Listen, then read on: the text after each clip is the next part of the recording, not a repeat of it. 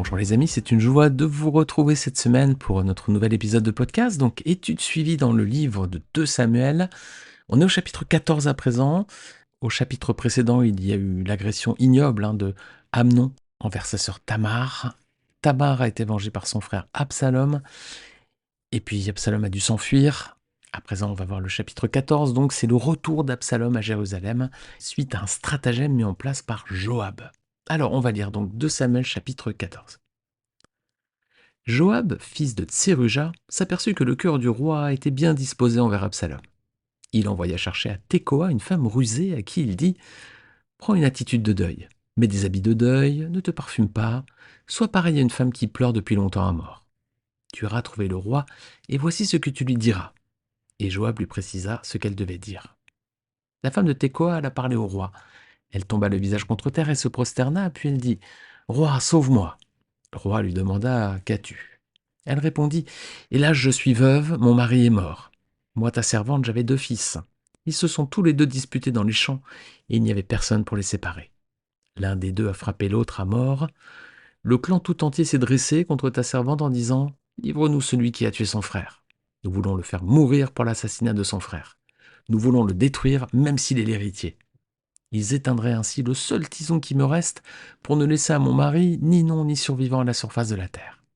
Le roi dit à la femme « Retourne chez toi, je donnerai des ordres à ton sujet. » La femme de Tekoa dit au roi « Mon seigneur le roi, c'est sur moi et sur ma famille que la faute doit retomber. Le roi et son trône en sont innocents. » Le roi dit « Si quelqu'un parle contre toi, amène-le-moi et il ne te touchera plus. » Elle dit « Que le roi se souvienne de l'Éternel, ton Dieu, afin que le vengeur du sang n'augmente pas ma ruine et qu'on ne détruise pas mon fils. » Il répondit « L'Éternel est vivant, pas un cheveu de ton fils ne tombera à terre. » La femme dit « Permets que ta servante dise un mot à mon seigneur le roi. » Il y parle.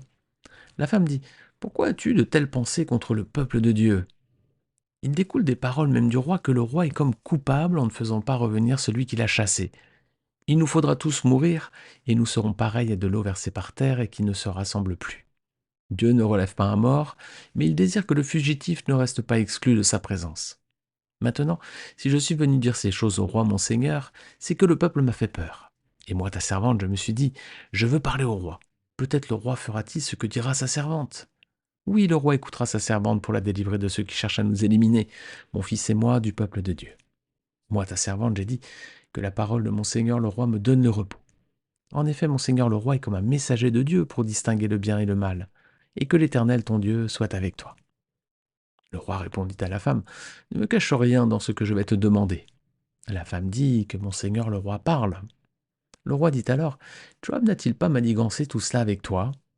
La femme répondit, « Aussi vrai que ton âme est vivante, roi mon seigneur, la réalité correspond bien à tout ce que dit mon seigneur le roi. C'est en effet ton serviteur Joab qui m'a donné des ordres et qui m'a précisé à moi, ta servante, tout ce que je devais dire. C'est pour présenter les choses d'une autre manière que ton serviteur Joab a fait cela. Mais mon Seigneur est aussi sage qu'un ange de Dieu pour connaître tout ce qui se passe sur la terre. » Le roi dit à Joab, « Je veux bien agir comme tu l'as dit. Vas-y donc, ramène le jeune Absalom. » Joab tomba le visage contre terre et se prosterna. Il bénit le roi, puis il dit, « Moi, ton serviteur, je sais aujourd'hui que j'ai trouvé grâce à tes yeux, roi mon Seigneur, puisque tu agis conformément à ce que j'ai dit. » Joab se leva et partit pour Guéshur, et il ramena Absalom à Jérusalem. Mais le roi dit qu'il se retire chez lui, il ne sera pas admis en ma présence. Absalom se retira chez lui, et il ne fut jamais admis dans la présence du roi. Il n'y avait dans tout Israël aucun homme aussi réputé qu'Absalom pour sa beauté. Depuis la plante du pied jusqu'au sommet de la tête, il ne présentait aucun défaut. Il se rasait chaque année la tête parce que sa chevelure était trop lourde pour lui. Lorsqu'il le faisait, les cheveux de sa tête pesaient environ 2,5 kg d'après la valeur étalon royale. Absalom eut 3 fils ainsi qu'une fille du nom de Tamar. C'était une belle femme. Absalom habita 2 ans à Jérusalem sans être admis dans la présence du roi. Il fit appeler Joab pour l'envoyer vers le roi, mais celui-ci refusa de venir vers lui. Il le fit appeler une 2e fois, et Joab ne voulut pas venir.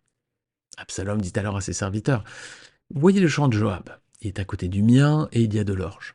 Allez y mettre le feu. » Et les serviteurs d'Absalom mirent le feu au champ. Joab se leva et alla trouver Absalom chez lui. Il lui dit, « Pourquoi tes serviteurs ont-ils mis le feu au champ qui m'appartient ?»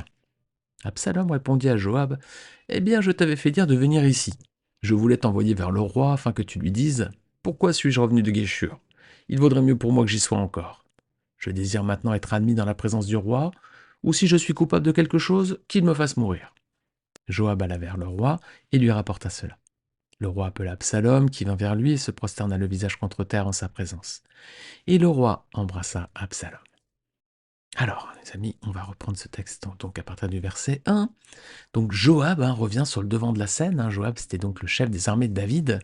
Alors un homme puissant, mais aussi un homme rusé, et David le craignait, notamment depuis le meurtre d'Abner. Rappelez-vous, 2 Samuel chapitre 3, versets 27 et 39. On avait étudié ce chapitre ensemble. Alors Joab va orchestrer le retour en grâce d'Absalom auprès de David. Il veut sans doute se mettre dans la poche, entre guillemets, Absalom. Absalom qui est le successeur probable du roi. Alors ça lui sera utile à Joab si Absalom accède au trône. Absalom lui serait redevable, ce serait grâce à Joab donc il serait revenu à Jérusalem, donc il lui serait redevable. Et on voit bien ici que Joab était un manipulateur et un calculateur. Et c'est ce qui transparaît à chaque fois quand on regarde ce personnage. Alors, versets 2 et 3, donc Joab va envoyer chercher une femme rusée pour mettre son plan en action. Alors cette femme va devoir se déguiser en veuve et simuler une attitude de deuil.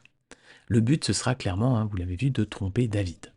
Alors c'est Joab qui va lui indiquer précisément ce qu'elle doit dire. Il ne la laisse pas en improvisation, c'est lui qui va tout dicter. Est-ce que cette stratégie, les amis, ce stratagème vous rappelle un autre peuple qui a utilisé ce procédé pour tromper quelqu'un, un dirigeant d'Israël? Rappelez-vous, on avait vu cela dans Josué, chapitre 9, avec les Gabaonites. Ils étaient venus auprès de Josué, alors ils étaient arrivés un peu avec des vieux habits, des outres de vin percées, du vieux pain rassis pour dire on a fait un grand voyage. En fait, ils arrivaient du coin de la rue quasiment, et puis ils avaient pris au départ en partant du pain rassis et des outres trouées, des vieux habits, puis ils avaient fait croire qu'ils avaient voyagé très longtemps.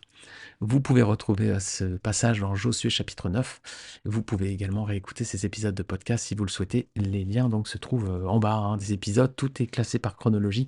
Donc il suffit de chercher Josué chapitre 9. Alors au verset 4, cette femme se présente devant David. Elle a une attitude respectueuse. Elle est soumise là, s'incline devant lui, elle se prosterne. Mais on voit quand même qu'elle n'a pas honte d'agir ainsi pour tromper le roi. Elle a peur de rien, cette femme. Alors pourquoi est-ce qu'elle fait ça? Le texte ne le dit pas. Est-ce que Joab lui a proposé une faveur, une grâce en retour, de l'argent peut-être? On ne sait pas sa motivation, en tout cas, elle accepte. Bon, c'est sans doute de l'argent, probablement, enfin, on ne sait pas.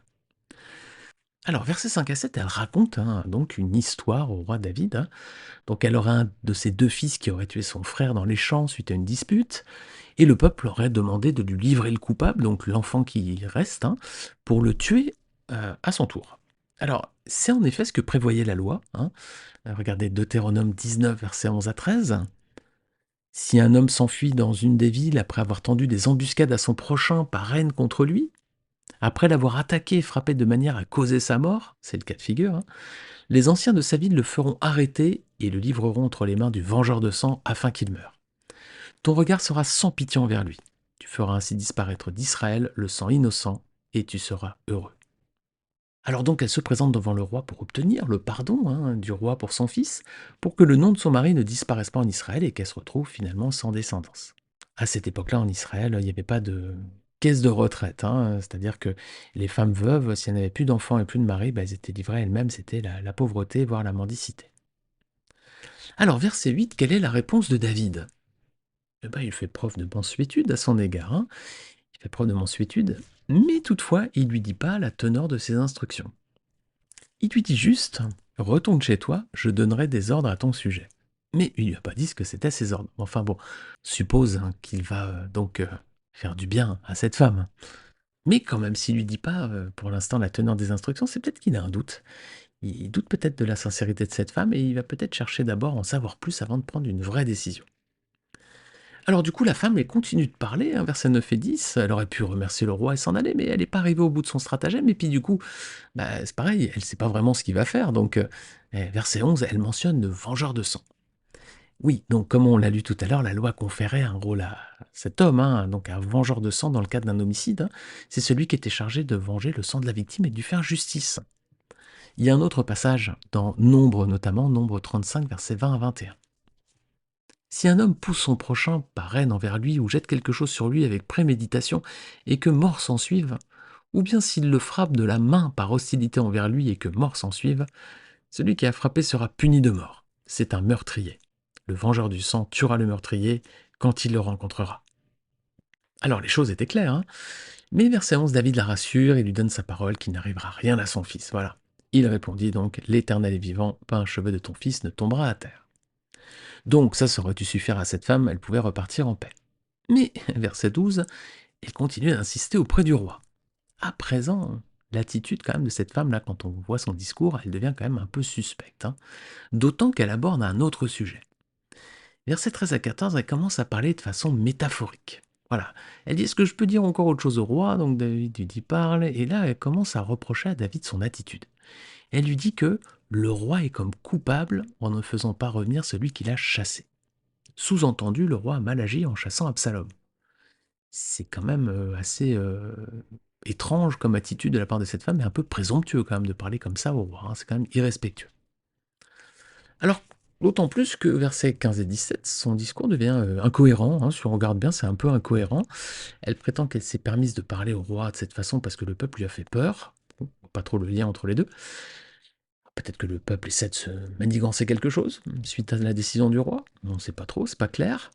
Ensuite, elle essaie de faire un lien avec la situation de son fils, au verset 16, puis elle termine en flattant David et en le bénissant, verset 17. Bon, ce qu'on peut dire, c'est que ce discours, il est très décousu et pas vraiment convaincant, quoi. Alors, ou bien les éléments de langage fournis par Joab sont maladroits, ou bien cette femme a perdu le fil de son discours devant le roi, hein, elle a peut-être perdu ses moyens, là, peut-être parce qu'elle était impressionnée, ou peut-être que prise par l'émotion, elle a perdu un peu le fil, mais en tout cas, le discours n'est pas vraiment clair, quoi, ni cohérent. Alors, versets 18 à 19, effectivement, ce discours semble bien étrange aussi pour David. Visiblement, ça lui met un peu la puce à l'oreille, là. Il soupçonne maintenant que c'est Joab qui est derrière cette manipulation. Bah, il n'avait vraiment pas confiance en son chef des armées, hein. Alors, donc du coup, il dit, c'est pas Joab qui t'a inspiré ça. Verset 19 à 20, bah, elle avoue, hein, que c'est bien Joab qu'en est l'auteur, et que son but, hein, c'était de présenter la situation d'une façon différente au roi pour le faire réagir. Alors justement, quelle est la réaction de David? Verset 21. Bah, il dit à Joab qu'il accepte qu'Absalom revienne à Jérusalem. Alors ce qui nous surprend un peu ici, c'est que visiblement Joab, il était à côté. Donc il a tout vu de la scène, hein, il était là, il était présent visiblement. Alors peut-être que c'était un de ces moments, vous savez, où le roi permettait au peuple de venir pour qu'il fasse justice.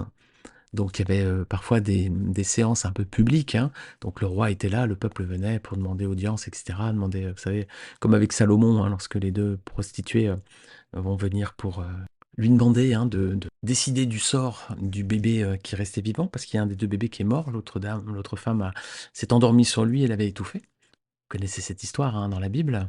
C'est ce qu'on appelle le jugement de Salomon, hein. C'est dans 1 Roi chapitre 3, si vous voulez relire cette histoire.